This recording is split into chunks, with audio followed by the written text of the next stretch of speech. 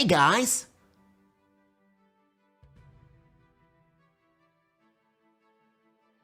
That's the intro. That's the intro of the video. All right, let's go.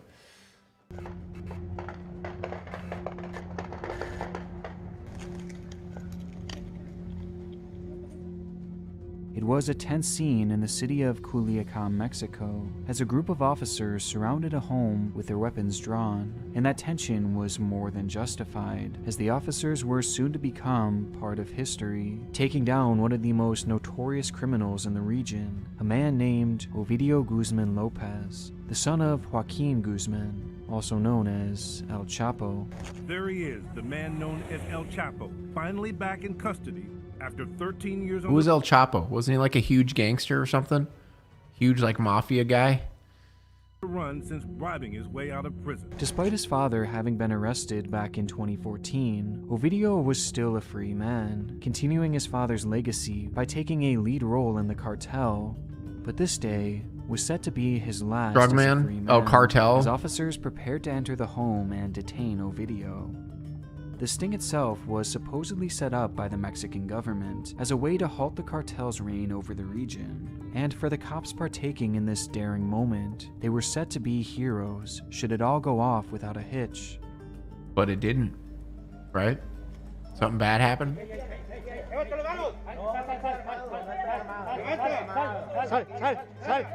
Sal, Ovidio. Vente, tranquilo, señor. Tranquilo. Ven. Ovidio, venga, tranquilo. Salga aquí, venga. Tranquilo. Tranquilo. Aquí, señor. Tranquilo. Listo. Anda aquí tus manos. ¿Traes armas? In that day, that's exactly what would happen, as Ovidio was taken into custody and the scene was Well, that's not dark.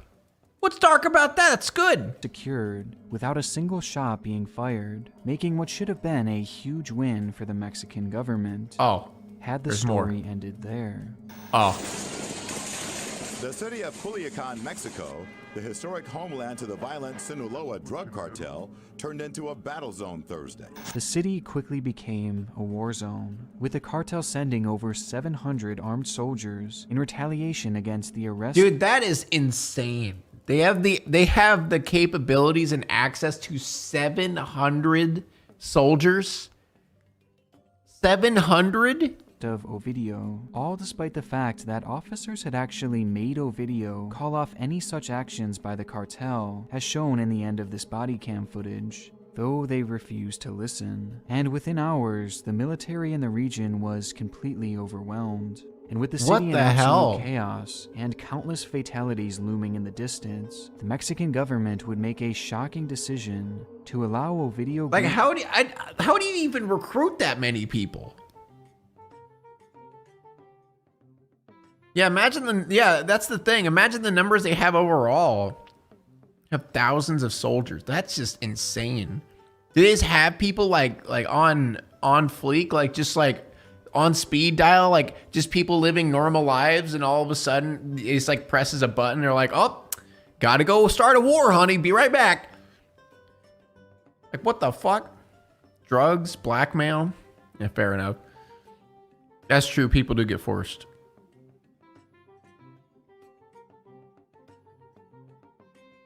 Guzman to walk free.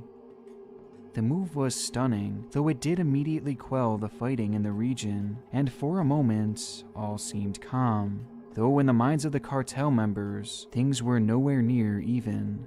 Which brings us back to this video. In it, we see multiple officers taking part in the operation, with the leader of it all being a man named Eduardo. And though these officers likely thought that their actions— Oh no. They're gonna get targeted, aren't they? that day would make them heroes, this decision would instead make them hunted. Just days after the botched arrest, Eduardo would be stalked and confronted by armed members of the cartel, who would open fire in a hailstorm of bullets when the man was in his car. In total, 155 shots were fired at Eduardo, who never stood a chance. What? I think one bullet would suffice. You know, I think like, you know, one, maybe two could finish the job. 155? I mean, I don't know. I mean, I guess you got him. That adds a whole new meaning to double tap. And the horrors of this He wouldn't even be a person anymore. He'd just be a pile of meat after that. Jesus. video don't end there, as despite Eduardo being the only officially confirmed death of all of these officers, it has been heavily rumored that in the time since the recording, every single one of the officers seen in this clip have since been killed, as they became the cartel's easiest form of revenge against the police, being picked off one by one to send a message to the whole world. The fact, dude, that is insanity. The fact that they have that much power, that they can force them to release their leader and then kill off the people who locked up their leader just to say, hey, don't try that shit again. That's fucking crazy. And watching this clip back and seeing just how calm Ovidio was during his arrest, I have to believe that he knew that this was going to happen. And though he was the one being arrested, it really seemed like it was the police that had fallen into his trap, making this yet another example That's scary of as the shit. disturbed content found across the depths of YouTube. Depths in which today we are yet again diving into. Squad goals? Really? Really? You're going to hit that with squad goals? All right. Little bit unhinged, but all right. As we look to discover more of YouTube's darkest videos. Again to all my friends, I'm glad you came to play. Our fun and learning never end. Here's what we did today. I just have a couple questions for you. Dude, Barney's nightmare fuel. And there's no place that I'd rather be because the Christmas spirit here is just unbelievable. Since its inception, YouTube has been used as a launching ground for aspiring performers to have their work noticed by the masses. But for every success story you see across the site, there are hundreds of thousands of others who will land well short of achieving that fame. And lost in the crowd of these nameless faces was an aspiring rapper named Mathboy Fly. His real name is Daryl Brooks, a now 39-year-old man who had spent most of his life on the wrong side of the law. At the age of just 17, he would pick up his first felony for battery, and from there he would never really get his life back on track, picking up fresh charges on a regular basis. By 2007, Daryl's life was in a total freefall, as he had become addicted to meth while picking up his most serious conviction yet for rape against a minor, which not only landed him in prison, but it also landed him on the sex offender registry. Clearly, Daryl was a disturbed man dealing with some extremely dark personal demons, which just so happened to be captured by a film crew who at the time... I don't know anyone who's famous from YouTube, no one. I don't really consider YouTube fame as fame in general. Like, you know, I don't consider myself famous or, I mean, any YouTube. I mean, I guess like when a YouTuber goes beyond YouTube into like, you know, acting or shit, maybe you could consider that famous. I don't know. Fame is such a weird word. We're documenting the struggles of meth addiction. The movie's name is Crystal Darkness, and in it we see a short... I'm gonna chat. I'm streaming until 2 o'clock, so about an hour and a half. I'd say an hour and a half from now, I'll be done. Segment showing Daryl in prison, sharing how he had abandoned his kid due to his addiction, while expressing regret that he couldn't give his child a better life. You know, I got this beautiful kid who's going without my time.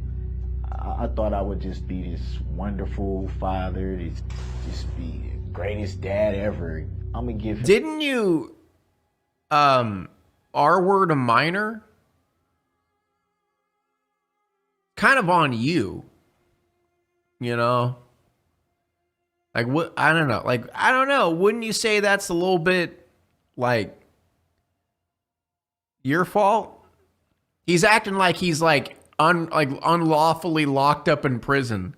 It's like, man, I really miss my kid. Yeah, maybe you shouldn't have did that to the child. I mean, maybe you shouldn't have children if you've done that to a child. I don't know. From everything that I didn't have. But then it's like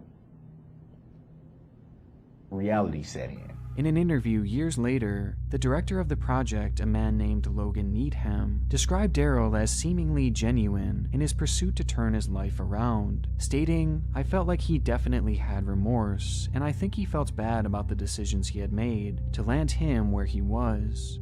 However, Daryl would never turn this new leaf, and once he was released, his dangerous behavior only got worse. Man, isn't it great that, like, people who, R-word minors are just locked up for a bit and sent out on their way? Yeah, have a good time doing it some more. I hope you have a good time doing it some more. Why? Why? As time and time again, he would find himself back behind bars, facing charges like strangulation, domestic abuse, and bail jumping. Though he didn't let these endless legal troubles get in the way of his one true dream, a dream that he believed would finally bring him some semblance of success in this world, with that being to become a famous rapper. And so he took on the nickname Math Boy Fly and began posting his music to YouTube. That's a terrible name. Where we find what would one day become one of the darkest videos on the site.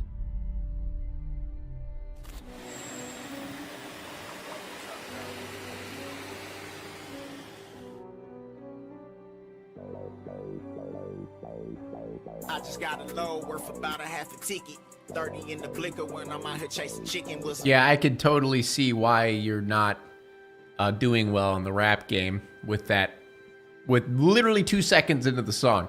Observing to the game when I used to play the benches. Now I swipe the Vinci, got him looking at me different. The video was posted back bars. He's got bars, man. In the summer of 2018 and featured Daryl's song Half a Ticket. The video features a lot of your standard music video visuals, though ultimately nothing really stands out all that much upon first viewing, aside from how bad it sounds. But today, this clip is viewed in a far different manner. Around the time of its release, something was brewing inside of Daryl. His life was at a dead end and he knew it, leading to his violent temper growing worse and worse by the day. In 2020, Daryl would be arrested for firing a shot at his nephew during an argument, and though the bullet thankfully missed the man, Daryl would still be faced with 10 years in prison, as police discovered that the gun he had used was actually stolen, along with a large amount of meth being found in Daryl's pocket, which all cultivated into the prospect of a lengthy prison sentence. Though due to but that whole thing about him, doing that to a minor, that is a couple years. 1 or 2 years tops, lock him up for the crimes against the rap game. Daryl would eventually be allowed to leave police custody, as his bail had been reduced to just $500.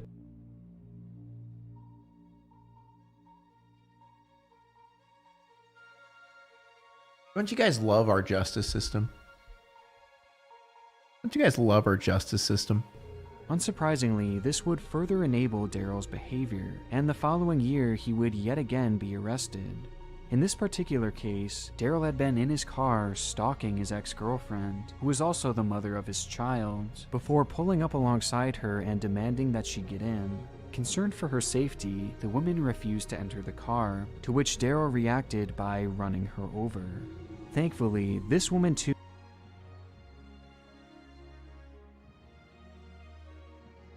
Yeah, it's a pretty normal reaction to that situation, I'd say. Oh, what, you don't want to get in my car? I'm going to run you over. Very normal reaction. Very normal. too would survive the ordeal, though shockingly, despite Daryl's constant run-ins with the law, as well as this crime having taken place when he was literally already on bail, he would yet again avoid jail time, as his classic bail was in this case set at just $1,000. Free again, Daryl likely began to think that he was above the law, which paired with his escalating anger would unsurprisingly lead to one more violent outburst. Though what was surprising was just how violent it would be. The thing I don't get is, instead of locking people up to stop them from doing bad things, They wait for the bad thing to happen and then they decide, you know what I mean? Like that happens so many times where like, instead of just locking up the person who is going to do, like definitely going to do something terrible, let's just wait till he does the terrible thing. Then we can lock him up. You know what I mean? It's so stupid. On November 21st, like that happens so many times. Days after Daryl's most recent arrest, police would be called to the home of his ex-girlfriend as they had yet again gotten into another dispute. But this time, before things had gotten too far out of hand, Daryl stormed out, got into his car, and drove away. Though rather than this being some sign of restraint, this was instead seemingly part of a far more malicious decision, leading to one devastating event.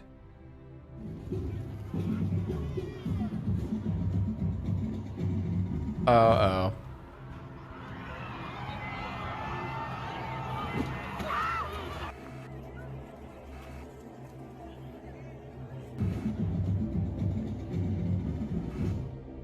That day, Daryl Brooks would drive his car directly into the annual Waukesha Christmas Parade at speeds of over 40 miles per hour, driving in a zigzag pattern in an attempt to strike as many people as possible, none of whom Daryl had known personally, as this was simply an act of pure rage.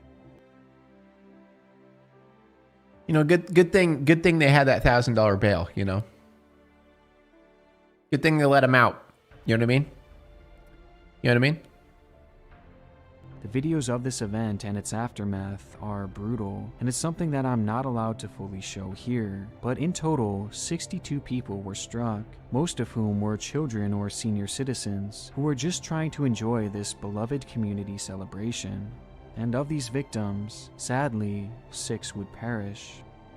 Following the tragedy, Daryl attempted to flee the area, even begging a stranger to let him into his home and to order him an Uber, which would be caught on a Ring doorbell camera, though he would quickly be captured by police soon after, and is now facing a whopping 77 charges. And despite the leniency he's enjoyed from— And they're gonna give him a $2,000 bail this time, am I right? Over the years, it seems that this time, the judge will not show him that same type of mercy.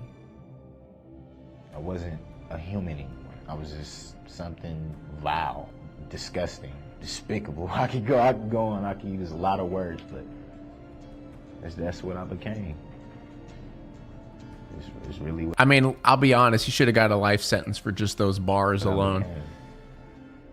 Knowing what Daryl has become, and watching this documentary back with this context, makes it a truly haunting watch, as no one involved, not even Daryl himself, knew just how bad things would one day become.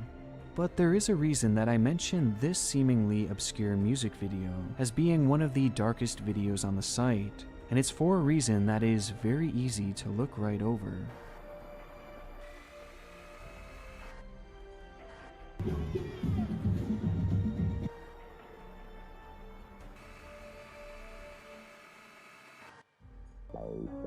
I just got a load worth about a half a ticket.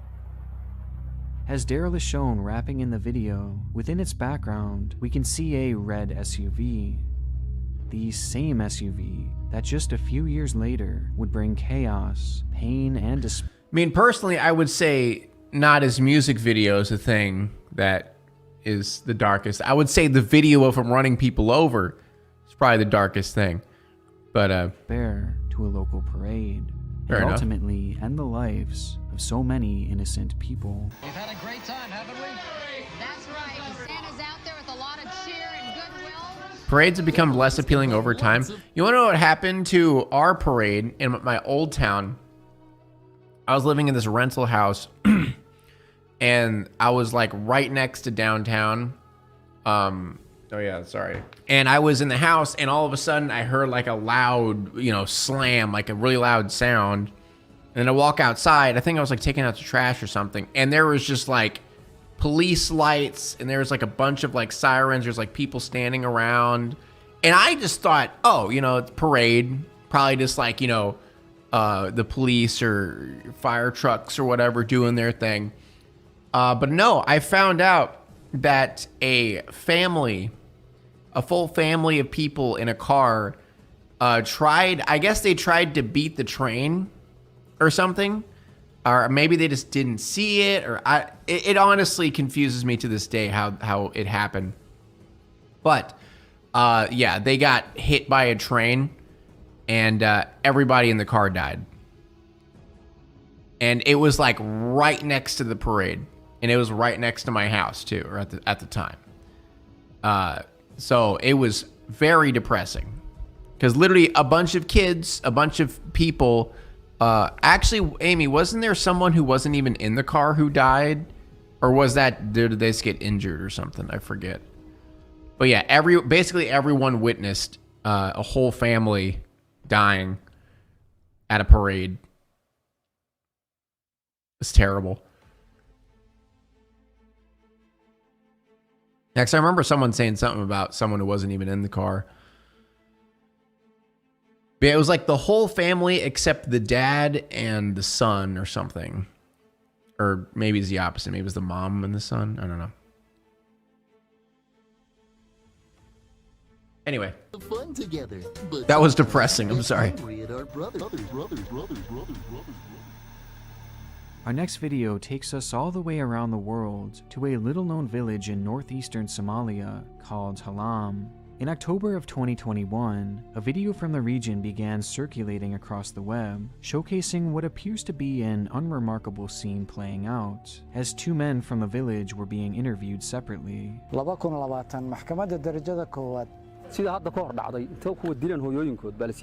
As one of the men is seen talking, a few individuals appear behind him, working as if they were preparing for some sort of event, or perhaps just doing some farming. Given the language barrier and a lack of translation included, it's impossible to tell what these men are discussing upon an initial watch, and given just how normal it all seems, it offers little reason to be dove into any further, had it not been for two bizarre details. For starters, the thumbnail is quite unusual, as it shows a man who is not featured within the video, tied up and clearly looking upset, while one of the men who is being interviewed is shown standing proudly alongside him. Making things even stranger, the title, which is written in Somali, translates to the fairly disturbing line, "Garo, the killer of his mother, was shot dead today." Despite things appearing unremarkable in the video itself, the thumbnail and the title alone were enough to pique the interest of a select few who just so happened to stumble upon this practically unknown upload. And those who chose to dig any deeper would be greeted with the true horrors of the scene playing out before them. Upon performing a general Google search of the video's title, users will be greeted with a plethora of uploads featuring footage of the most scary video on events, YouTube one of which is murderers even calling the footage of victim's man in the family blue and shirt laughing at tied them. up with his head down. Is that a thing?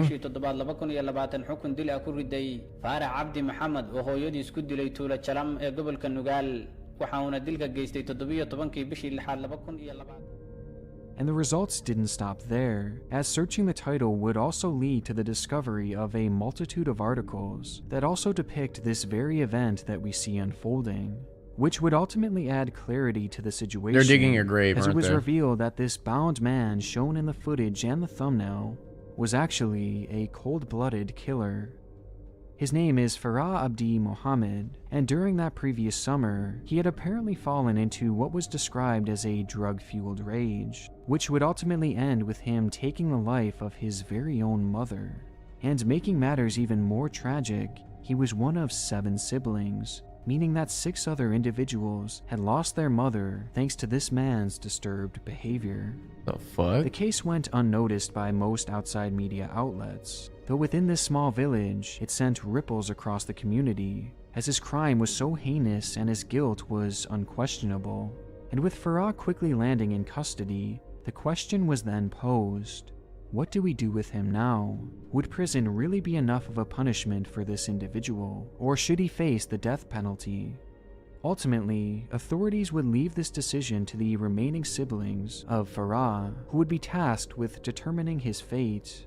Dude, why can't we do that in America though? Like that's kind of metal and like fair. Isn't it?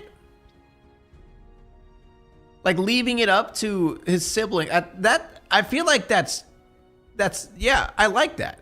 Why can't we do that? Or like maybe you should leave up the fate to the person who got murdered's parents or their family members. You know what I mean? I feel like that makes sense, does it not? Because no, it would be very controversial. No, too much freedom. I mean, I guess in a way it could get abused, but like, not really. I mean, how would I mean, it would obviously be managed. No, because they would forgive them. That's only if they're religious. If they're religious, yeah, by the grace of God, they will forgive the person who murdered their daughter. Like that one guy. I forgive you for, violating my daughter and torturing her and then murdering her. I forgive you because that's what God wants. Fucking weirdo.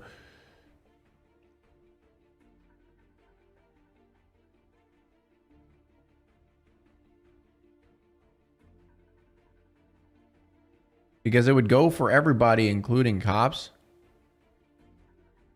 Huh? How would cops be involved? It has to do with family members.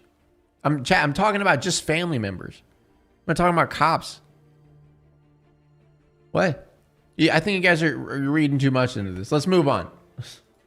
And it was from these discussions that Farah's brother, a man named Awai, would come forward with the decision that Farah should suffer the same fate as their mother did, and that he should face execution.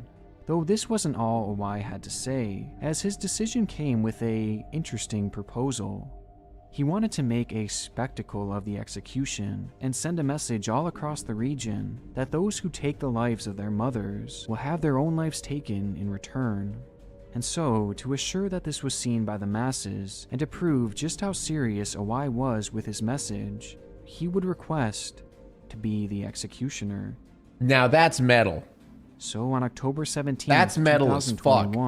News cameras gathered in the town as news cameras in preparation to take the life of his own brother and the killer of his mother, as he's seen here even posing alongside Farah just moments before the execution. The situation is almost impossible. How do you feel about live execution? I don't like that. I feel like introducing people to like people dying. I don't know. I don't like that.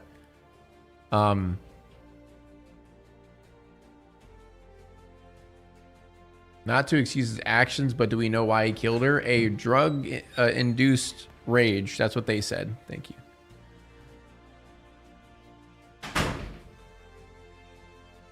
I mean, there's also the cases of like, you know, you don't know technically if they really did kill them, or they might frame some, or not frame someone. They might just, you know, pin it on someone, like that one case where that one dude actually killed that dude's wife, but then the dude admitted that it was him, even though it wasn't him, and then he ended up dying. There's a lot of gray area with death penalty. All right, there's a lot of gray area with that. Because we already know how fucked up our justice system is and how unfair it is and how many people get into prison when they're not shouldn't be in prison and stuff like that. So, yeah. Really grim. And to make things just that much darker, those men seen working in the background of Awai's interview were in fact helping to set up for the event, or at least the aftermath of it, as in actuality, they were quite literally digging Farah's grave right behind his own brother, with Farah watching it all happen just off camera. And so in the moments following this footage, Awai was handed a gun, which he would press against the head of his brother Farah, and pull the trigger. Wait, it's actually they show the that? layers to this clip are almost incomprehensible, especially considering how calm everyone seems in the minutes leading to this execution. I mean, even Farah, whose life was soon to end, seemed to show no panic whatsoever, despite his grave literally being dug right before his eyes. He probably realizes he deserves it. It's almost like everyone understood their roles and accepted what needed to be done, leading to this one unconventional, yet almost indescribably disturbing video. We'll show you how to make all kinds of delicious things to eat. This video is sponsored by HelloFresh. HelloFresh is a service that sends fresh, pre-portioned ingredients along with delicious recipes directly to your house. These recipes are incredibly diverse, with the chefs over... I'll be honest, chap. I was sponsored by HelloFresh. Their ingredients always came in old. Like their veggies were like soft and squishy. I mean, occasionally you got some fresh stuff, but a lot of times it wasn't that good. But the recipes are good. I'll give them that. The recipes are good. At HelloFresh, providing you with great seasonal spring recipes like sweet heat shrimp tempura bowls, garden spinach ricotta ravioli, and one-pot creamy lemon dill chicken soup. On top of all that, these recipes require hardly any prep time at all and make cleanup easier than ever, while also being up to 72% cheaper than dining out at a restaurant. So overall, you're saving a ton of time with cooking alone and even some money too. Okay, the good thing about HelloFresh though, something I struggle with, I don't know what to cook. You know what I mean? When you're ordering groceries, you're like, okay, what do I cook? Yeah, I don't know. And they look up recipes and I'm like, I don't know.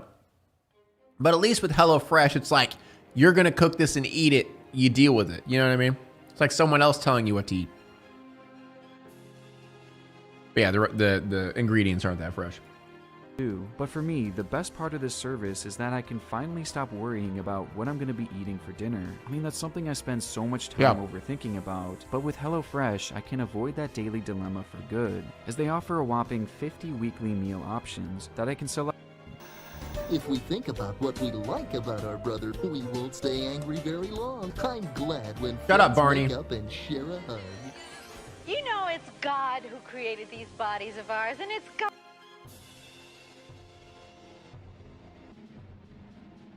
who blesses them, and with his help, keep these bodies working in optimum condition. February 13th, 2014. I'm trying to A man named Kevin Bennett approaches a busy intersection on his way to work in the city of Hampton, Missouri. The morning commute had gone just like any other. Typical traffic, fair weather, and on the corner of the intersection, I can't lean forward to eat. Dancing. He was a well-known figure in the area, or at least his performances were, as virtually every morning he would be there, not saying a word, it's your fault, not begging for money, just simply dancing. Like many others, Kevin found the man to be uniquely charming, and so he decided to film that morning's performance and post it to YouTube for others to see. Dancing, man. Getting after it this morning. Putting out the good vibes for all the commuters. The video was met with over 10,000 views, and even led to a mention in the local news reports, as collectively, the community wanted to know who exactly this man was. This guy does the rest of his day. No one knew it then, but this man's name is actually Seth Herder, and what they were witnessing wasn't some type of light-hearted dance routine, but rather the deterioration of a man's mind, which was playing out in real time. Oh God. Hi everyone, my name's Seth Herder. At the time, Seth was an unemployed man in his late 20s, who had been struggling with multiple psychological conditions, leading to his behavior becoming somewhat erratic as time passed. This was cataloged throughout his frequent postings across the web, where he would type bizarre religious ramblings claiming that Jesus would soon be returning to Earth alongside intergalactic beings. But sifting through countless posts of this same vein, Seth actually mentioned his daily dance routine on a few separate occasions, referring to it not just as a performance, but also as some sort of religious ritual that he was using to spread his message. And though this message was never— Dude, my religious rituals dropping my fat dumpy for God to come down. You know what I'm saying? You know what I'm saying? Like, if I got a religious dance, I'm going to be dropping my fat dumpy. So God be like, shit. And he's going to come down like, damn. You know what I'm saying? No? It's me? Never expressly stated. Most would assume that it was based around the idea of peace, as he would often say things like, "I love all beings forever, and seek never to kill nor harm nor destroy any living thing, no tree, nor bird, nor bee, nor dragonfly." However, He didn't say as human. time passed, he would slowly drift away from this particular belief. Throughout much of Seth's adult life, Leaving he some struggled fat to hold dumpers? down Yeah. consistent residency, being evicted time and time again for things such as noise complaints and heavy smoking. And by 2018, Seth had again found himself moving into a brand new apartment, and it was within those walls that his behavior would take a troubling turn. Almost immediately, neighbors in his complex began complaining about Seth's behavior, stating that he had been seen multiple times running down the hallway over and over again with a katana in his hand. Even more bizarrely,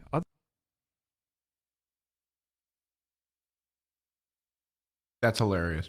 others claim to have seen him standing behind the apartment building, alone in the dead of night, standing there in complete darkness. God. Shadow made dumpers. Did he leave dumpers when I said dumpers? When did that happen? On the chair too, huh?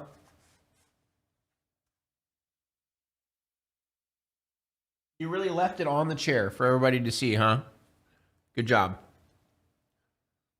He's got the power of anime and God, actually.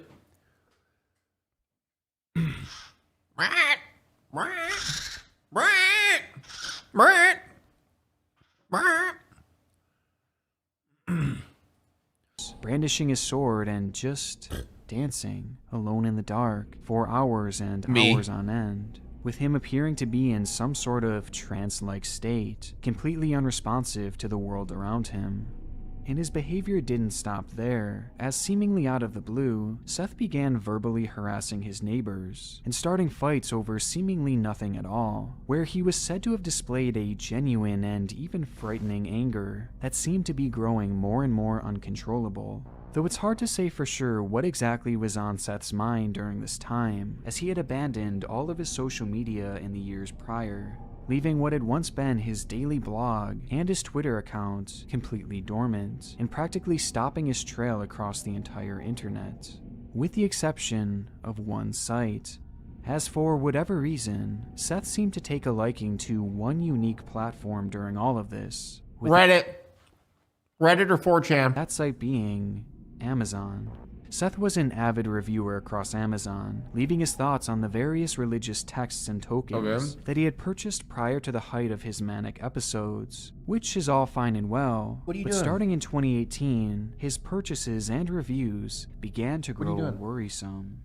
For instance, in March of that year, Seth had purchased and reviewed a pair of industrial-strength metal handcuffs, which he reviewed by saying, "Strong metal, good case, be careful."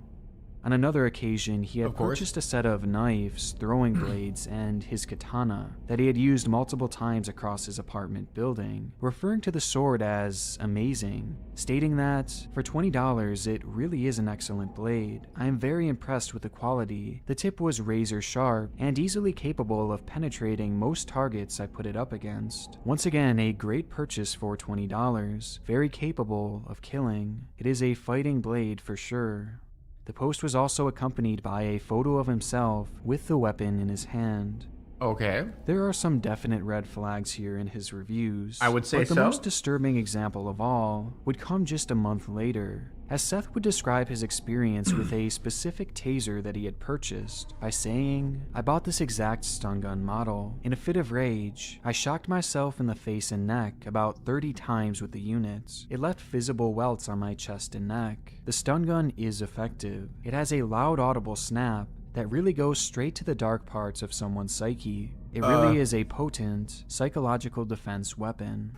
He then followed up this post by saying that shocking himself was exhilarating to say the least.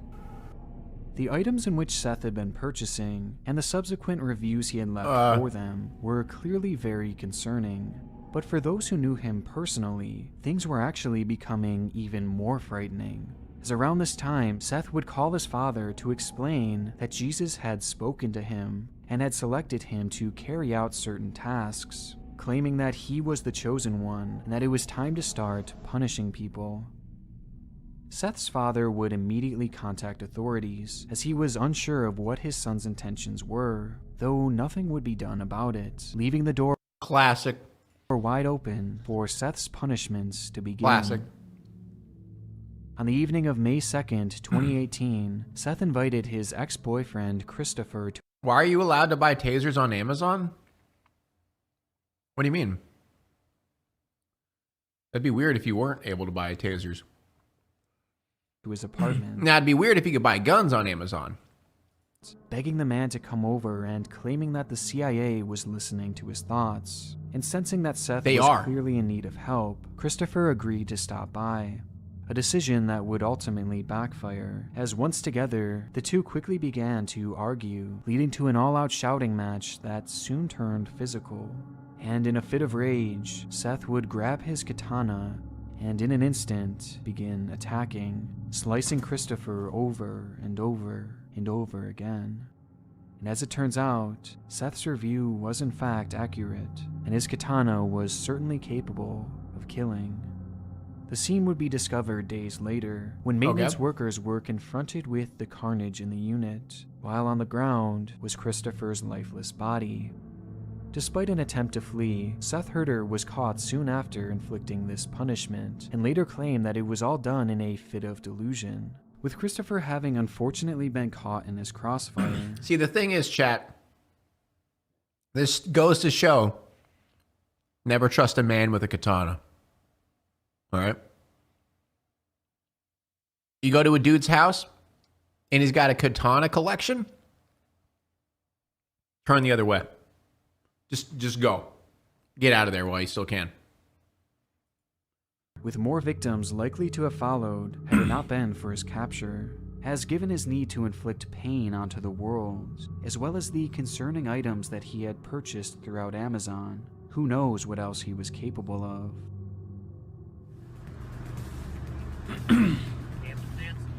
It's pretty... What if he's a cosplayer? Cosplayers can use swords or katanas that aren't deadly, that aren't sharp. You can use dull katanas, like katanas that aren't meant for actual killing. Yo, Chuck a Cherry, thank you so much for the $2. Hey, look what I said. After I move his cave thing, he's cooling off on it. I had a feeling he wanted it in the back corner. Oh, okay. That's good. Pretty jarring seeing this man who was once known for his cheerful dancing, becoming a convicted killer who will likely never see... Okay, so he's a murderer, but look at those moves. Damn.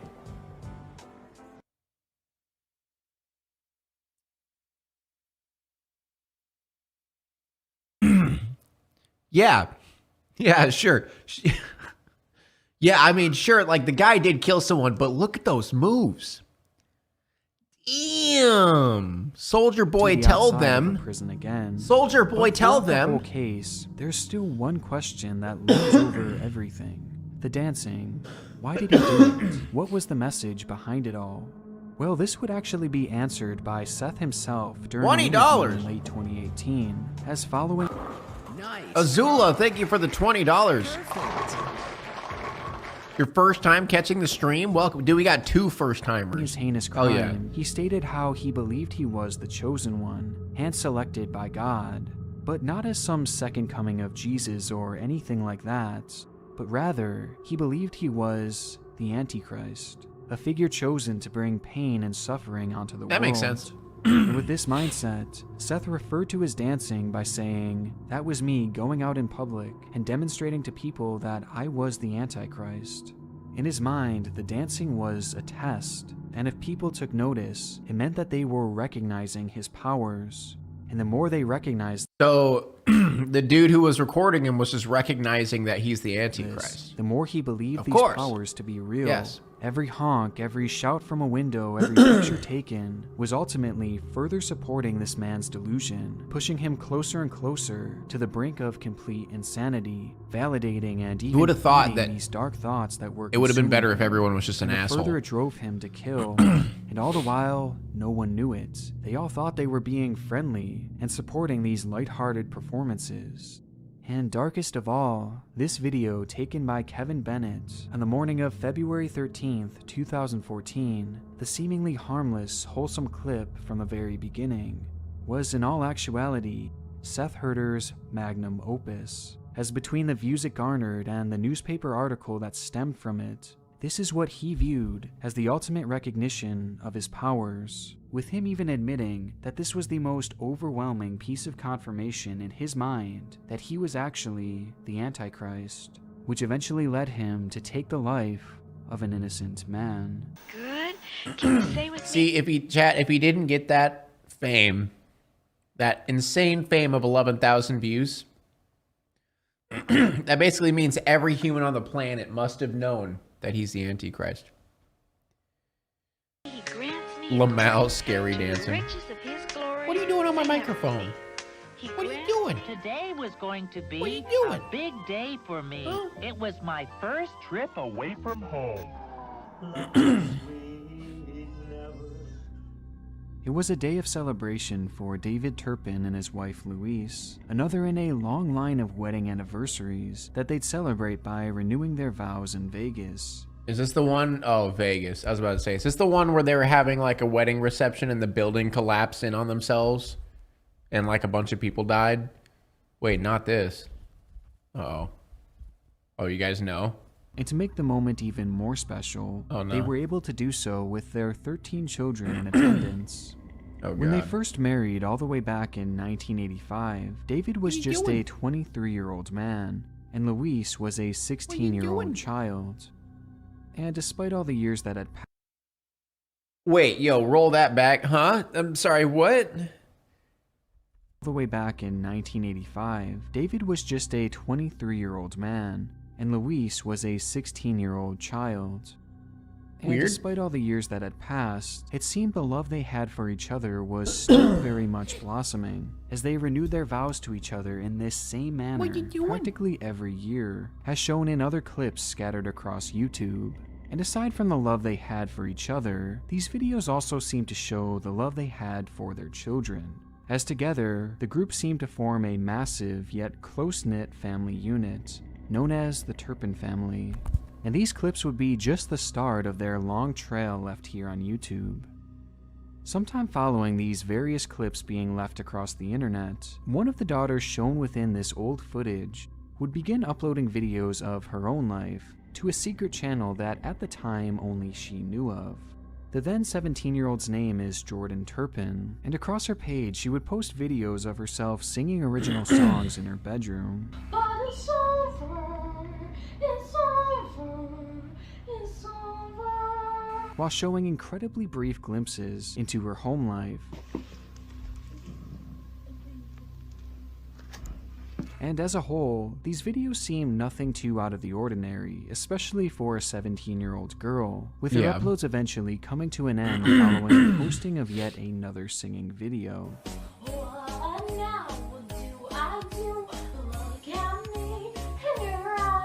And throughout the channel's lifespan, there really are no obvious red flags that could point to any concerning activity happening behind the scenes, as aside from a few moments here and there, Jordan never really opened up to the camera or revealed any details about her personal life, as for the most part, she only used the page for her music, making it practically impossible to tell that in reality, something unbelievably sinister was transpiring. Oh, okay. The house spoiled it for me. I remember now. Firing within the walls of the Turpin home, with it having gone unnoticed for years before, and what would have likely been years later, had it not been for the actions. I thought she looked familiar. As just 1 week after her final upload, a call and so would did be made the to dad 911 from the young lady herself. This is 911. Do you have an emergency? I just went away from home because I live in a family of 15. We have abusing parents. Did you hear that? They hit us. They throw us across. They like to throw us across the room. They pull our hair. They yank out our hair. My 2 little sisters right now are chained up. In this clip, we hear the audio from Jordan's call to the local police station, as she attempts to explain that her parents had not only been abusing her, but all of her siblings as well. Given the severity of the claim, an officer would immediately be sent to meet with Jordan, who had been standing outside in a nearby neighborhood, with the entire interaction being captured on the officer's body camera. What's going on? Okay. I just ran away from home. Okay. And I live in a family of 15. Okay. My 2 little sisters right now are chained up. They're chained up? Yes. Where are they chained up at? On their bed. They're chained up because they stole mother's food. Okay. But they stole it because they were hungry. Jordan explains to the officer that 2 of her siblings were currently chained to their beds, all because they had she's attempted very to steal brave some for what of their she mother's did. food. Even more shockingly, Jordan explains that her nervous and oftentimes awkward behavior was due to the fact that she had never really met anyone from the outside world. I'm sorry if I talk too much. I've never talked to anybody out there, so I've never been alone with a person, so it's very hard for me to talk. And that in order for her to get help, she literally had to escape from her own home, as she was never allowed to leave. And the reason I managed to get out here, this is one of the most scariest things I've ever done. I'm terrified. Initially, the officer was a bit hesitant, even From what I remember, this is the second time she ran away. Was it? I thought it was the first time. Maybe not. Any kids that refer to their parents only as mother and father automatically give me red flags. Yeah. even questioning whether Jordan was on medication, to which she responded in a confused manner, due to the fact that she had never even heard that word before. Do you take any medication? What's medication? Medication? Yeah, what's medication? Do you take pills? Do you take pills?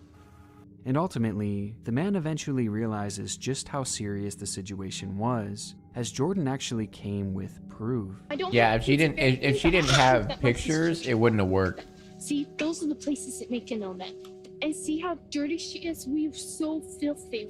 We don't take baths. We don't. How did your sisters get like this? Your parents chained them up? Yes. The whole ordeal was shocking, though it was only part of the story, as when police entered the home that very night, they discovered the full scope of the abuse that had been taking place within that building.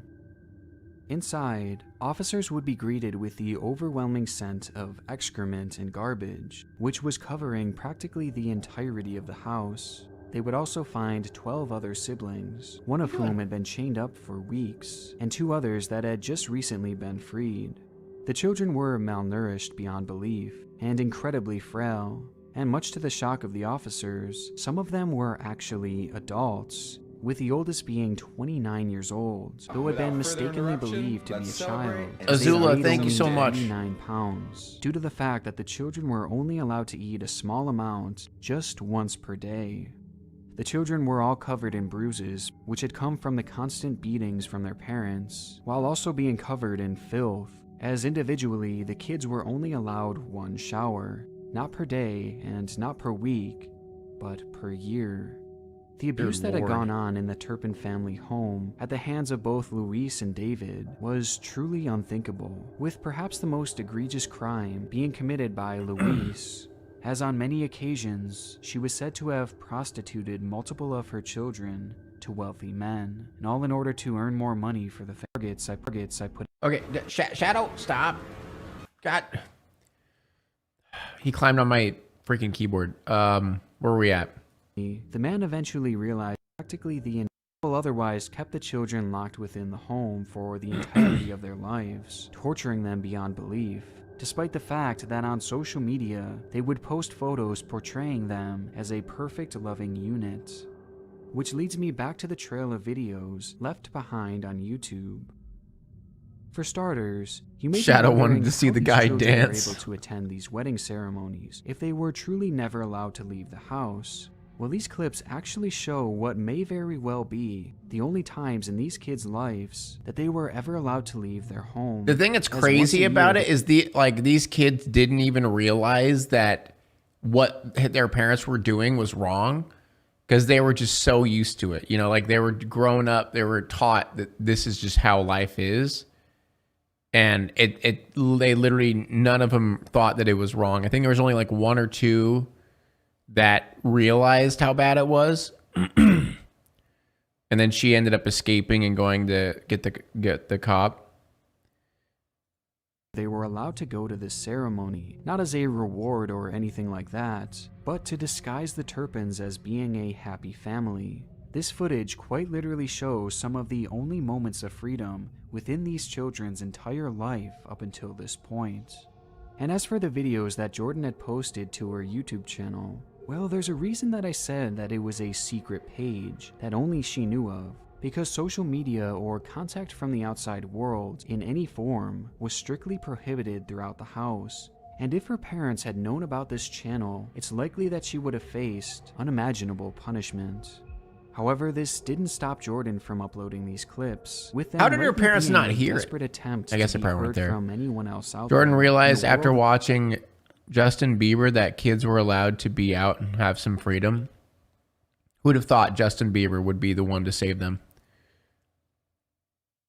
that she had forever been kept from. And in many ways, this displays the bravery that Jordan clearly had within her, and the bravery that would eventually lead to her taking the ultimate risk, breaking free of the home and saving her siblings from this torture. And if she hadn't done this, it's likely the kids would have remained imprisoned to this day. The full case of the Turpin family is a rabbit hole far too extensive to fully explain here, but eventually the parents would wind up going to trial, where it would be decided that they would spend the rest of their lives in prison. And though this tragic case has poor mommy. forever left an impact on the 13 children Fucking bitch. involved, we can at least take some solace in the fact that this torture is over now. Or at Fucking least pieces of it shit. should have been. Huh? A Anyway. foster family in Paris has been accused of abusing several foster children, including some of the Turpin siblings. In what would become the most tragic twist imaginable in a Dude. What? What? case like this, it was just recently revealed What? that the foster family who had taken 5 of the Turpin children has now been accused of abusing those very kids. What the The fuck? parents, Marcelino Olgan and Rosa Olgan, along with their son Lenny, are all facing over a dozen charges. I didn't hear about this including part. Child cruelty, witness intimidation, and false imprisonment. And making matters even more demented is the fact that the father, Marcelino, was additionally charged with performing lewd acts on a minor, as it's been alleged that he actually molested 2 of the children. Oh my It is just God. such a tragic revelation to come from an already sickening case, and the fact that this was able to happen to these kids again is some of the most disheartening news that I have ever heard. And I hate to leave this video off on such an awful note, so I do want to say that some of the Turpin children have gone on to live their own lives that thankfully have been free of abuse, as Jordan herself has actually become a star on TikTok and is clearly thriving given her newfound freedom. So it isn't all horribly depressing, but some of it sadly is, and I hope that the remaining children can finally be placed in a loving environment, Jesus Christ. free of the abuse that has plagued their life. Quite literally since the moment they were born. I know, I see the spam bot chat. Granny said. Granny tucked me in, kissed me goodnight. Sleep tight, she said. Well, that was awful. I mean, I knew about the last one, but still, Jesus Christ. Now it's time to walk away. I hope you enjoyed your stay. Did you laugh or cry or maybe subscribed? I'll thank you either way. You know I will miss you. I hope you return. Tell your friend or your mother to get me more views, please.